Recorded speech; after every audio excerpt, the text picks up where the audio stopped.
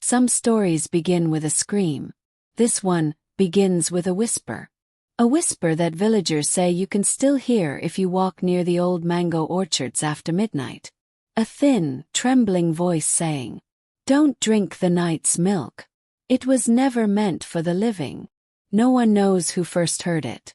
But everyone knows who caused it. A milkman named Nuru. Quiet man. A gentle man. A man who delivered fresh milk every dawn. And something unspeakable every night. This is the legend the village swore never to repeat. A curse the elders refused to explain. A truth the children were forbidden to ask. But legends have a way of resurfacing. And tonight, you will learn what happened to Nuru. How his milk began turning into blood after sunset. And why the village tried to forget the man who fed a demon without knowing. The village of Kakuma Ridge wasn't the kind of place where strange things happened. Or at least, not anymore. People had learned to ignore the unusual. The way you ignore a shadow that seems slightly too long. Or a knocking sound that's coming from the wrong direction. Life went on. Cows were milked. Lanterns were lit. Night came and people stayed inside. Simple rules. Old rules. Rules that kept everyone alive.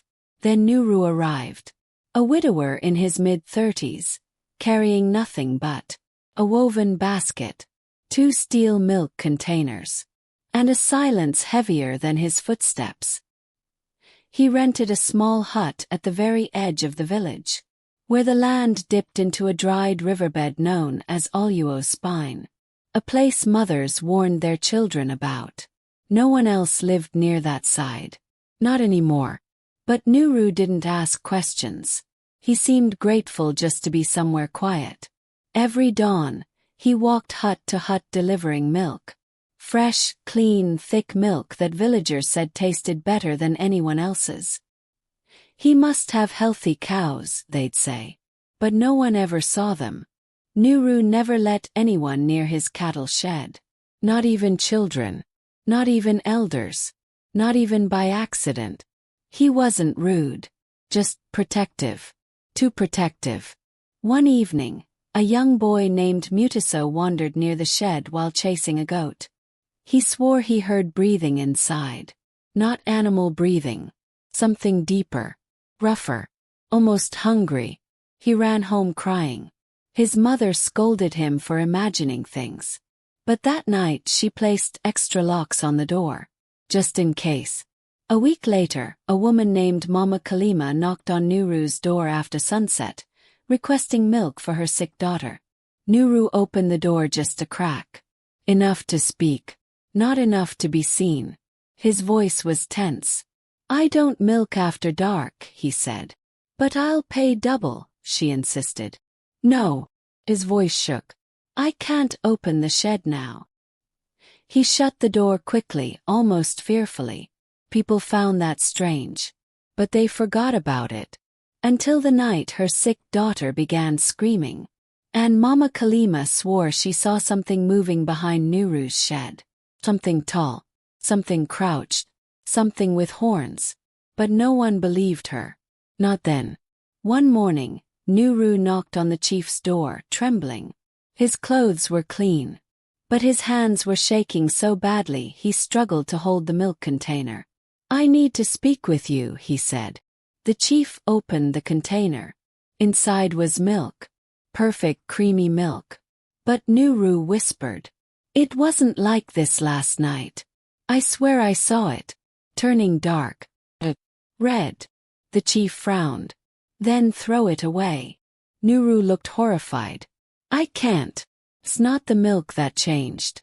It's the thing in the shed." That was the first time he said the word. Curse. But the chief dismissed it.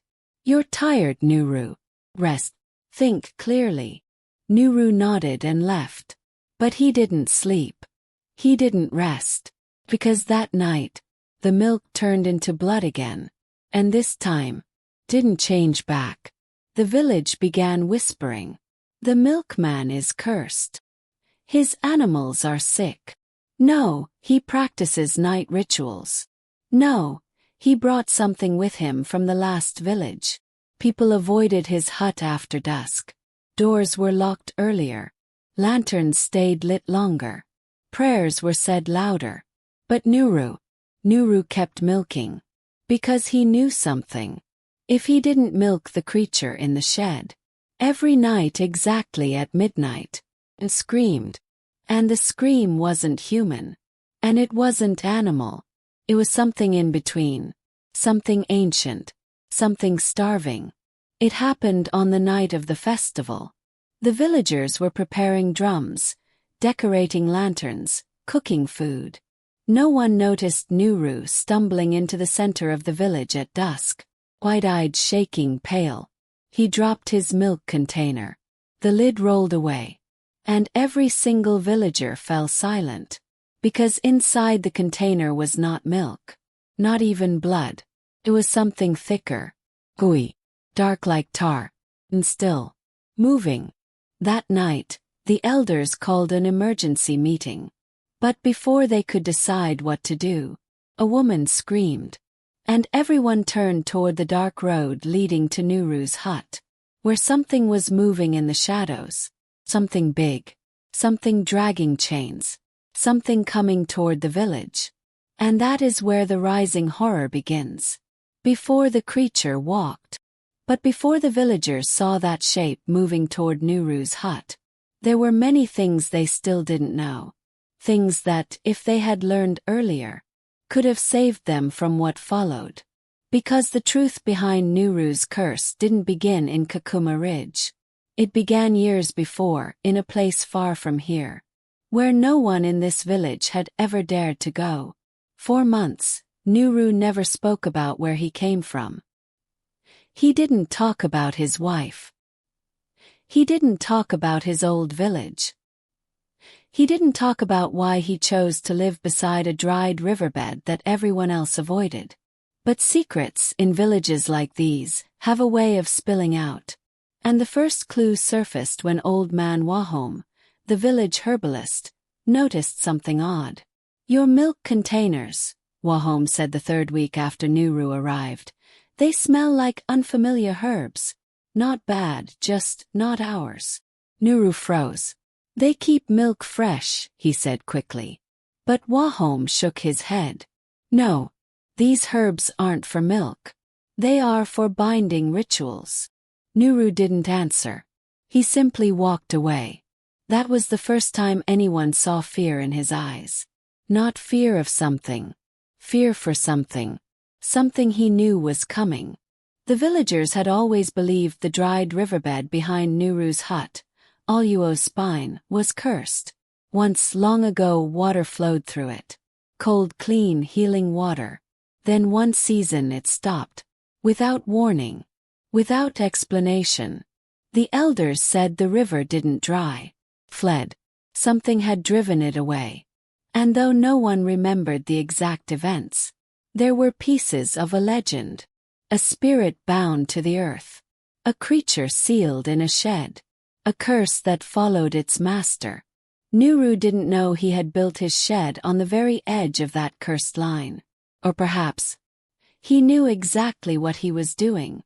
Before anything strange happened, Nuru lived a quiet life. He woke before sunrise. Milk steamed in the cold dawn. Birds chirped on the thatched roofs. His footsteps echoed gently on the dusty village paths. Women liked him because he was respectful. Men liked him because he was hardworking. Children liked him because he smiled softly at them. People trusted him. They said, "A man who works with cows is always gentle." How wrong they were. Not because Nuru wasn't gentle, but because what he milked wasn't always a cow. Villagers often saw a lantern glow from behind Nuru's shed around midnight. First, no one cared. Men milked at dawn or dusk depending on weather, so it wasn't too unusual. But every night, Nuru stayed inside the shed too long. Too long. Sometimes the lantern flickered violently. Sometimes the shadows moved strangely. Sometimes the air itself felt heavy, like something was breathing in the dark. One man, passing by late after fishing, said he heard metal scraping, chains rattling, a whispered lullaby. But Nuru had no wife, no newborn child, and no reason to sing in the shed at midnight. 2 months after Nuru arrived, Mama Olu, the oldest woman in the village, asked to speak with him privately. She had lived through the last riverbed curse. She had survived the night the water fled. She recognized the herbs he used. She recognized the symbols carved faintly into his shed door. She recognized the way he avoided sunlight in the late hours. "Nuru," she said, "something is living with you." He didn't deny it. He didn't even blink. He simply said, "It needs me." Mama Olu shook her head. "No, curses never need people. Curses use people." But Nuru's voice tightened. "You don't understand. If I don't care for it, it will tear itself apart." The old woman stepped back, horrified. "Let it," she whispered. But Nuru didn't listen. And the village would soon pay for his choice. On the morning before the village festival, Nuru was seen walking toward his shed with a small clay pot, tightly sealed, painted with black lines. No one knew what was inside. But 2 children accidentally knocked it over. For a moment the lid cracked open, and a thick dark red mist leaked out. Not smoke, not dust, but life, moving. The children screamed. Nuru grabbed the pot, sealing it instantly. His voice wasn't gentle that day. "Stay away from the shed," he snapped. He never snapped. Everyone noticed. Everyone worried. Everyone whispered. But no one stepped forward. Not yet. The villagers believed the festival lanterns, drums, and dancing would keep evil spirits away. They believed laughter kept the darkness at bay. They believed the old rules protected them. But evil doesn't care about lanterns. Darkness doesn't fear drums. And curses don't obey rules. Especially not the ones sealed inside Nuru's shed. Because on that night, as music filled the air, and children ran with sparkler sticks, and elders recited blessings, Nuru's shed door trembled. Once. Then something inside pounded hard enough to shake the walls. And that was when Nuru dropped his milk container in the middle of the village, revealing the tar-like moving liquid. And that was when the woman screamed as something huge moved near his hut. And that was the moment the elders should have acted. But they didn't.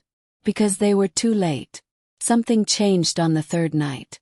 For 2 days, Nuru had forced himself to believe the first transformation was a trick of tired eyes.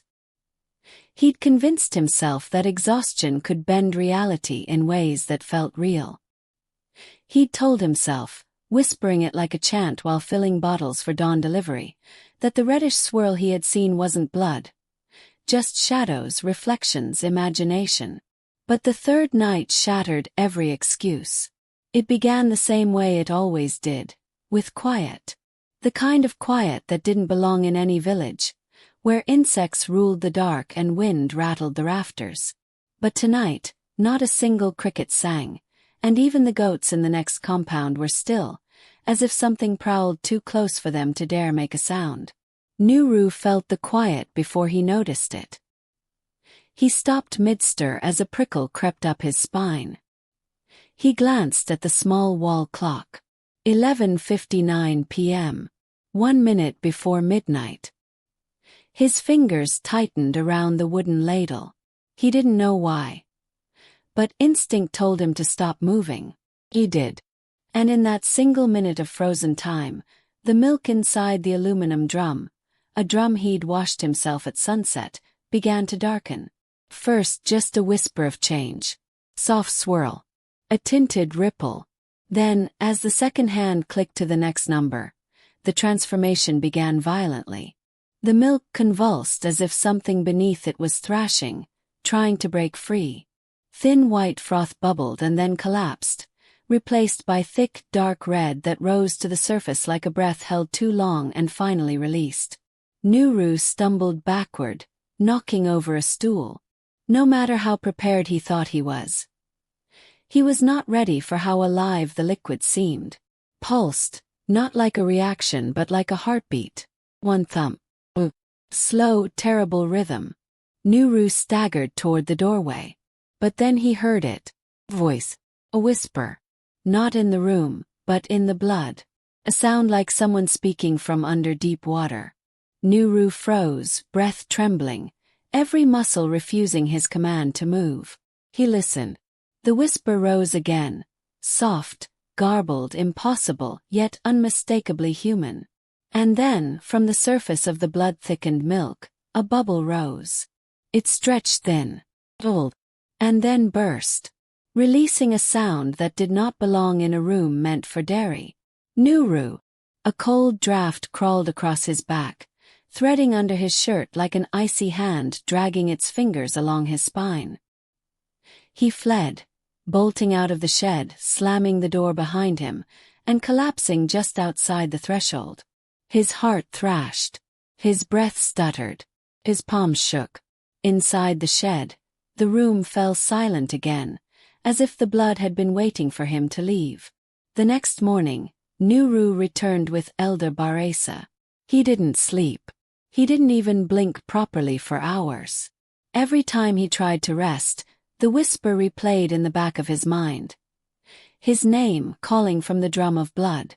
The villagers were already beginning to whisper. Why did Nuru's milk have a strange smell yesterday? Why was he delivering late? Why did the cats refuse to go near his shed? Nuru heard all of it but said nothing. When Elder Baresa arrived, Nuru felt a small sliver of relief. If there was anyone in the village who still understood the old ways, really understood them, it was Baresa. People said he had lived long enough to remember when the night healers walked among ordinary folk. They said spirits once hovered around him like moths to flame. Nuru didn't know if that was true. He only knew Baresa had kind eyes and spoke little. Together they walked to the shed. "Open," Baresa said. Nuru hesitated, then pushed the door. The morning sun painted everything in dusty gold. The drum sat in the same place. The stool lay where it had fallen. Nothing looked unusual. Baresa leaned over the drum and frowned, not at the contents but at Nuru. "It is milk," the elder said. "No," Nuru breathed. "Not at night." Baresa dipped his hand, rubbed the liquid between his fingers, sniffed it. Still milk. Still white. Still harmless. The elder's expression softened. "What are you carrying inside you, Nuru?" he asked gently. Nuru didn't answer, because he didn't know. But deep inside he felt a truth clawing for release, one he didn't dare name. Baresa sighed. "You must rest. Spirits take advantage of tired minds." Nuru nodded, even though he knew what he saw was not exhaustion. As Baresa turned to leave the shed, his foot brushed against something tucked behind a stack of crates. Something Nuru hadn't noticed before. The elder bent down and picked it up. A small clay charm, blackened, cracked, carved with markings Nuru didn't recognize. Barasa's face drained of color. "Where did you get this?" I've never seen it before." Barasa's voice dropped into a whisper. "Nuru, this is a warding charm. It is meant to keep something out." The elder stared at the shed walls, eyes scanning corners that held nothing visible. "So why?" Baresa murmured. "Is it inside?" Nuru felt the air shift again. A stillness. Heaviness. Night wasn't here yet. But something of the night lingered. Baresa handed him the charm. "Do not work after sunset," the elder warned. "Not anymore." Nuru nodded. But deep inside, he already knew the truth. Whatever wanted to reach him was no longer outside the shed. It was inside. And it was waiting for midnight. That night, Nuru did not enter the shed. He locked the door, bolted the windows, burned incense the elder had given him, and slept in the main house, far from the milk drum. But at midnight, the whispering began anyway. Not from the shed. Not from outside. From inside his house. The sound crept beneath the floorboards, slow and slithering, like something dragging itself along the earth, searching for him. Nuru sat upright on his mat, heart hammering. The whisper rose again. Closer. Clearer. Are you? Another breath. Nuru. He grabbed the lantern. The tiny flame flickered violently as if afraid. The whispers slithered toward his bedroom door. Then as he watched, the door pulsed, as if someone leaned against it from the other side. The wooden frame bowed inward, groaning softly. Nuru froze. Again a whisper. This time shaped like a breath on glass. Nuru, open. He stumbled back, knocking over the lantern. Shadows leapt up the walls. His breath hitched. The door creaked. Just slightly. As if someone dragged a finger down the other side. And beneath that sound came something worse. Something wet. A faint drip, drip, drip. Slow and sticky. Nuru ran out of the house and into the yard, barefoot, barely breathing. The night air hit him like cold water. His lungs burned. His ears rang. But when he looked back toward the house, everything had gone silent again. No shadows. No whispers. No movement. Just stillness. But that stillness didn't comfort him anymore. Because now he understood something horrible. The thing that turned his milk to blood was not tied to the shed. It was tied to him. Nuru did not tell anyone. But the village began noticing things anyway. The goats refused to graze near his fence. Children whispered that Nuru's shadow moved even when he was still. A widow swore she saw someone walking behind Nuru at dawn, even though he walked alone. Rumors spread faster than truth. Mlikani amiatherica. He is cursed. Others whispered worse things. He is becoming something. The night follows him. His blood is no longer his. Nuru ignored them. He focused on work, on breathing, on surviving. But every night the same thing happened. The whispering returned. Sometimes from the walls. Sometimes from the roof. Sometimes from the milk itself.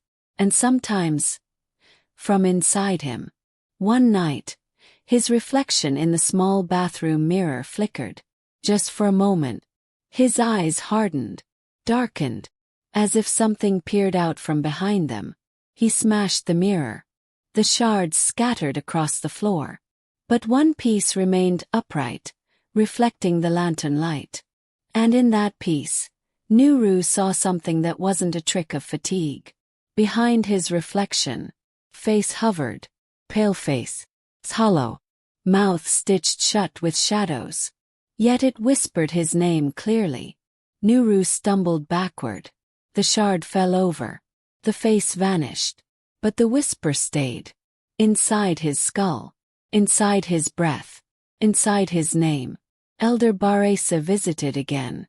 And this time Nuru didn't hide anything.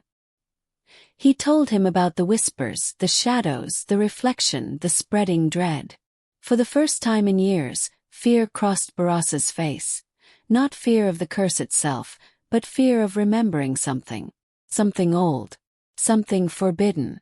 The elder leaned heavily on his cane. Nuru, what was your mother's name? Nuru frowned. Sia. Barasa's eyes widened. Sia, daughter of Olaro. Yes. The elder closed his eyes, grief softening his shoulders. Nuru. Your family once made a pact with the night takers. Nuru's throat tightened. My family. No, we are nothing special. Farmers. Milk sellers. Traders. Bursa shook his head. No. Long ago, before this village grew, before the land was tamed, there was a tribe called the Mgoyo. People who lived between the worlds of day and night. Your blood comes from them. Nuru felt his chest tighten. What pact? He whispered. Baresa hesitated. A vow, he said softly. To give something, in exchange for something. What? Nuru asked, voice cracking. The elder stepped closer. What did your mother always tell you about the milk business? He asked. About when to work. About the nights. Nuru swallowed hard. He remembered her warnings, her insistence, her voice like a prayer made of fear. Never handle milk after dark, Nuru. Never. Arisa sighed. It was not a superstition, child. It was protection. Nuru's knees weakened. What did they promise? He whispered. Baresa closed his eyes. The Mgoyo promised prosperity. In exchange, your bloodline promised the night takers something in return. Nuru swallowed. What? Baresa finally looked at him. A life. Nuru's breath left him. Yours, Baresa whispered. They have come to collect. That night Nuru didn't sleep. He sat outside the shed, lantern lit, feeling the air tighten around him like invisible thread drawn taut. The charm Baresa had given him lay in his hand, light as clay, heavy as truth. Inside the shed the milk waited. He could feel it, even from several meters away, like a heartbeat pulsing through the walls. The blood wasn't just appearing. It was calling him. The wind shifted. Soft footsteps scraped across the soil. Nuru turned. At the far edge of the yard, a figure stood. Wrapped in darkness like a cloak.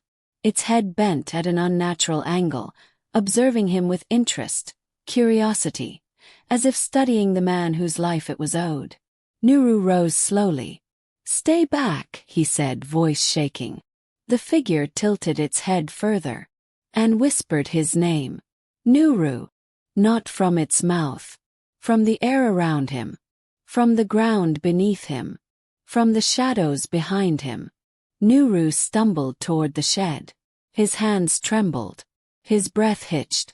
His soul felt too small inside his body. He reached the door, clutching the charm. Behind him the figure stepped closer. Its feet made no sound. Its presence felt colder than wind. The lantern flame flickered wildly. The charm cracked in his hand. A deep hum filled the shed. Not a sound but a vibration. As if the blood in the drum recognized him. The figure whispered again. Nuru, it is time. Nuru braced himself. Because now he knew. He wasn't fighting a curse. He was fighting a promise. A blood debt made before he was born. One the night takers had come to claim. The ground beneath Nuru vibrated. The air thickened. The world tilted. And the shed door slowly pushed open. Not by his hand, but by something inside. The drum sat in the center. Silent. Until the lantern light touched it. Then, as if waking from a long sleep, the milk convulsed. Red tendrils spiraled upward, forming twisting shapes. Hands, faces, shadows.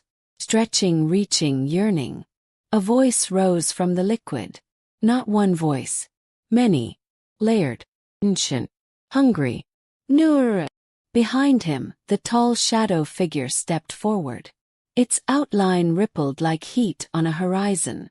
Its head tilted one last time. Almost in pity. Before it raised one elongated hand. The blood surged upward. A whirlpool rising with violent purpose. Shapes formed within it. Not just faces this time. Bodies. The bodies of the Mgoyo dead. The ones whose pact had been broken. The ones still owed a life. The ones who had come to collect. Nuru stumbled backward, tears burning down his face. He didn't want to die. He didn't deserve this. He didn't make the vow. But the night takers didn't care about innocence. They cared about balance. Barasa's words echoed in his mind. Your bloodline promised a life. Nuru screamed. The shadows surged. The blood lunged. And the rising section ends here. Seconds before the curse unveils its final truth. Night pressed on the village like a suffocating blanket. Too still, too hollow, too wrong. Not even the wind dared breathe. And yet, inside Nuru's dim hut, everything trembled. The gourd of milk sat on the wooden table. Except, it wasn't milk anymore. Pulsed. Thick, slow heartbeat. Nuru stared at it, unable to move, as if the sound was crawling inside his bones. His candle flickered violently, the tiny flame stretching toward the gourd, drawn to it like a moth to something wicked. He whispered to himself, voice cracking. "What are you?" The gourd answered. The lid, tied tightly with sisal rope, bulged outward as if something beneath was pushing its way through the seams. A wet squelching sound filled the room. The rope snapped. The lid rattled and popped off.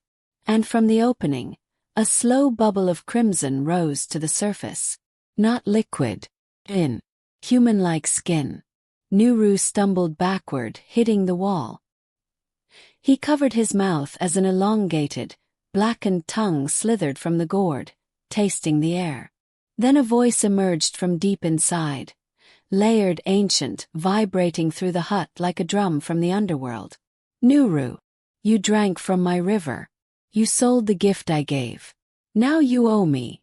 Nuru shook his head violently. No, this isn't real. This isn't. You owe me." The candle extinguished. Darkness swallowed the room. Only the gourd glowed faintly red, breathing like a living heart. Nuru ran to the doorway, but the wooden frame curved inward. It wasn't his hut anymore. It twisted and shrank, trapping him inside like the ribcage of some giant beast. From behind, he heard the wet sliding sound of something pulling itself free. He turned. Out of the gourd crawled a hand. Long, thin, jointed like cracked branches. It gripped the table, pulling a body with it. A creature shaped like a man but wrong in every possible way. Its ribs jutted through its red, blood-drenched skin. His sunken mouth sewn shut. Except the stitches were bursting open, one by one. Nuru's knees buckled. He recognized the creature. No, he knew him. From old village tales. The whispers. The warnings never spoken in daylight. Makwasi, the river that feeds on debt. The god of unpaid bargains. And Nuru had fed him. By accident. By greed. By desperation. Makwasi straightened his back with a spine-cracking stretch. Blood dripped from his fingertips, falling to the hut floor and sizzling like hot oil. "You took from me, milkman." The voice grated like rusted metal. "Now I take from you." Nuru crawled backward, trying to reach the door, but the shadows hardened around him like bars. "No, please. I didn't know. I didn't mean to." But Makwasi stepped closer, each step leaving a puddle of steaming crimson. The river does not forgive ignorance. The river remembers every drop. "And you sold my blood to feed your hunger." A cold realization slammed into Nuru. The milk transforming into blood wasn't a curse. It was a warning he ignored. Outside, voices whispered urgently. "Nuru, are you inside? We saw the lights, what's happening?" Footsteps gathered around the hut. Someone banged on the door. "Open up, brother." Nuru tried to scream. "Tafari! Run!" But his voice dissolved into a choked gasp as a shadowy hand gripped his ankle and dragged him backward across the floor. His nails scraped wood. His throat burned. Makwasi leaned closer, face inches from Nuru's.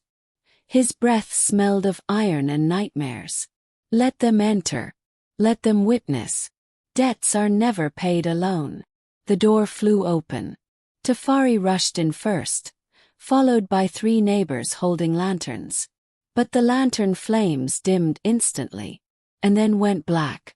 Makwasi turned toward them with a slow, jerking movement. The villagers froze in place. Tafari whispered, "By the ancestors." "What is that?" Makwasi didn't blink, didn't breathe. He only raised his hand and pointed a long, blood-soaked finger at the men. "You drank his milk. You shared his profit. You too owe me. The hut suddenly expanded outward, darkness swallowing the walls until the interior felt like a giant cavern. The ground turned wet and muddy. A river appeared beneath their feet. A river made of blood. The men screamed, scrambling for footing as the current pulled them in. Tafari managed to grip a wooden beam overhead. Nuru! Help! But Nuru couldn't move. He was pinned under Makwasi's shadow, drained, terrified, helpless. The river rose. Tafari's grip slipped. One by one, the villagers were dragged screaming into the red current, their voices muffled as if swallowed by 1,000 invisible mouths beneath the surface. Then silence. The river vanished. The hut returned. Makwasi stood alone in the center, towering, motionless. Nuru sobbed into his hands. Please, don't take anyone else. Take me instead. Makwasi tilted his head slowly, like a predator studying prey. Take you. Why would I take what already belongs to me? Makwasi stepped forward, towering over Nuru. You will carry me, day after day, night after night, through every corner of this land. Nuru's heart stopped. What do you mean? Makwasi smiled, an impossible, unnatural tearing of flesh across his face. You will become my vessel, my gourd, my container. Nuru felt it before he saw it. A burning pain in his stomach, then chest, then arms, then face. His skin tightened, hardened, thickened. His bones shrank, folding inward. His spine curled like drying leather. He screamed as his limbs twisted into a rounded shape. Skin cracked, joints fused. His head sank into his body. His mouth sealed shut. His eyes melted into smooth, dark curves. He was becoming a gourd, a living, breathing gourd of flesh. Makwasi lifted the newly formed vessel, holding it with reverence. From your milk came my blood.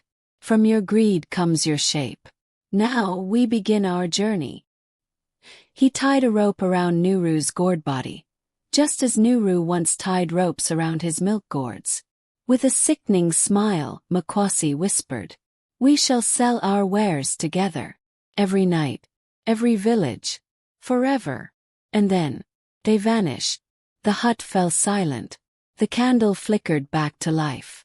The only sign of what happened was a dark, circular stain on the wooden table, slowly drying. Hours later, a young boy from the village approached Nuru's hut. He had come to return a borrowed container. But when he reached the doorway, he froze. Sitting on the table was a new gourd, shaped strangely, almost human. Its surface pulsed faintly, as if something inside was moving.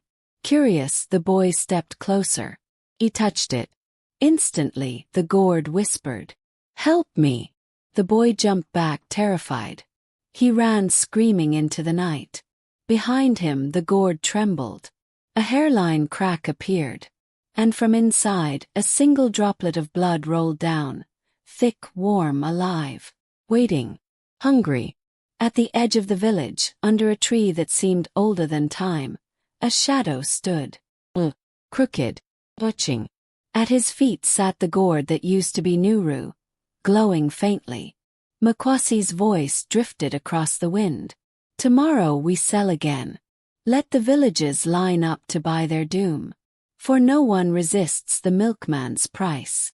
The gourd pulsed in agony. As dawn approached, Makwasi began to walk, vanishing into the mist. And the cursed milkman continued his eternal journey, selling blood disguised as hope. Forever. Dawn crept over Machemba village, but the sun seemed reluctant to rise, as if it feared looking upon what had happened the night before. A thin mist hung low, drifting through the huts like pale fingers searching for something lost. The villagers stood outside their homes with lanterns still burning, whispering, trembling, waiting. Waiting to see if the curse had ended, or if it had only just begun. No one had slept. No one dared to. Because every time someone tried closing their eyes, they heard it again. The milk gurgling, turning, breathing. At the far end of the village, Nuru's dairy hut remained sealed shut. Not even the wind dared to push its door. Inside that hut, the truth waited. And Nuru had not been seen since the cries in the night. Amina, the village herbalist, walked slowly toward the dairy hut. Her wrinkled hands gripped her staff so tightly her knuckles whitened. She had warned Nuru. She had prayed for him. She had cried for him. But she had also known. No one bargains with the ancient things and walks away whole. Behind her, men gathered. Women clutched their children close. Even the strongest hunters looked as nervous as the goats tied near their doorposts. When Amina reached the dairy hut, she paused. The door had swollen. The wood pulsed as if breathing. Amina whispered, "It's feeding still."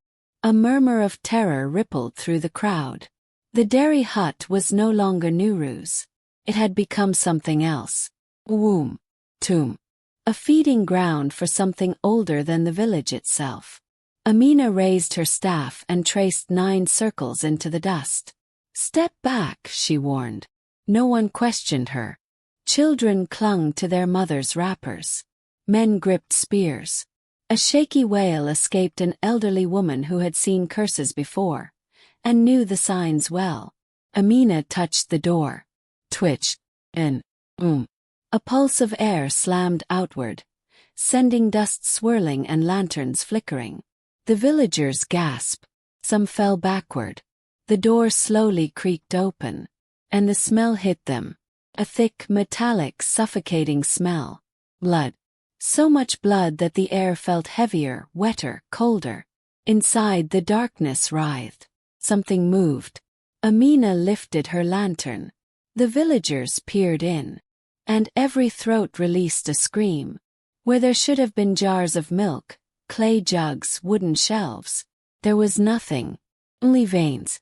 Red, pulsing, twitching veins crawling across the walls like roots of a monstrous creeping plant. They pulsed as if trying to breathe. As if waiting for something. And in the middle of the hut, kneeling, was a figure. A man-shaped thing. The villagers froze in horror. It was Nuru, or what was left of him. His skin had turned the color of curdled milk. His eyes had bled out completely, empty black hollows now. His lips were cracked, stained with a crimson shine. His clothes clung to him like wet rags. But worst of all, Nuru wasn't alone. Behind him, rising like a snake coiling upright, was something gigantic, milky white, and boneless, like milk curdled into a living form. It had no face, yet somehow it watched them. Amina whispered the name villagers had feared for generations. The milk devourer. A creature that fed on gratitude but punished those who demanded more. A serpent spirit that fed on offerings, but took flesh when denied. And Nuru had become its vessel. A villager cried, "Nuru! Nuru! Look at us! Come back!" But Nuru didn't look. Couldn't look. His hollow eyes shifted in their sockets, drawn to the sound, as if each voice pulled on invisible strings inside him. His jaw clenched. Crack. His shoulders twitched. Crack, crack. He rose shakily to his feet. The serpent spirit behind him throbbed like a beating heart. Each pulse bent Nuru's body in unnatural ways. Amina lifted her staff shakily. "Nuru, child, if you hear me, fight it." For a moment he did stop. His head jerked toward Amina. A tear, thick and red, slid down his cheek. Then he whispered, voice breaking, "I only wanted a better life." The villagers wept. But the spirit had no sympathy. Surged. Nuru's body snapped backward, lifted as if weightless. His feet dangled above the ground. His mouth opened in a silent scream as the spirit funneled itself through him. White, curdled, monstrous, pouring into his chest. Amina shouted, "Run! Run!" The villagers scattered. The hut exploded outward. Not with fire, with milk. A tidal wave of thick, hot, rotting milk crashed out of the hut like a flood. It knocked people off their feet, drenched them in its sickening stench. Children screamed as it clung to their clothes. And in the center of the wreckage stood Nuru, or what he had become. His torso bulged unnaturally, as if full of liquid. His skin rippled as something inside moved.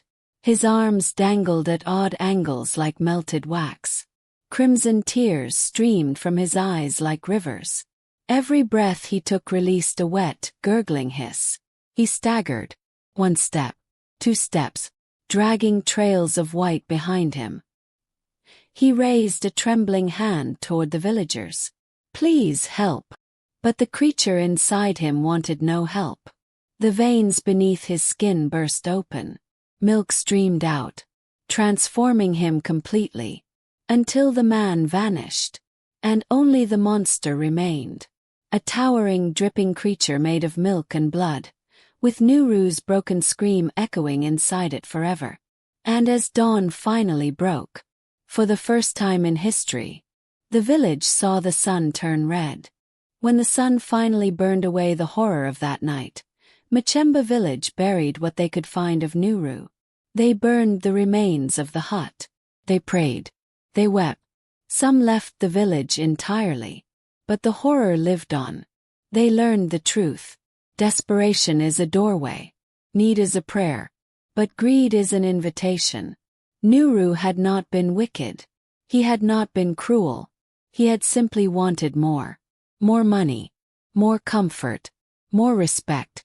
But yearning can become hunger. Hunger can become greed. And greed can summon things that should never be fed. The ancient spirits listen. But they never give without taking. And what they take is always worth more than what they gave.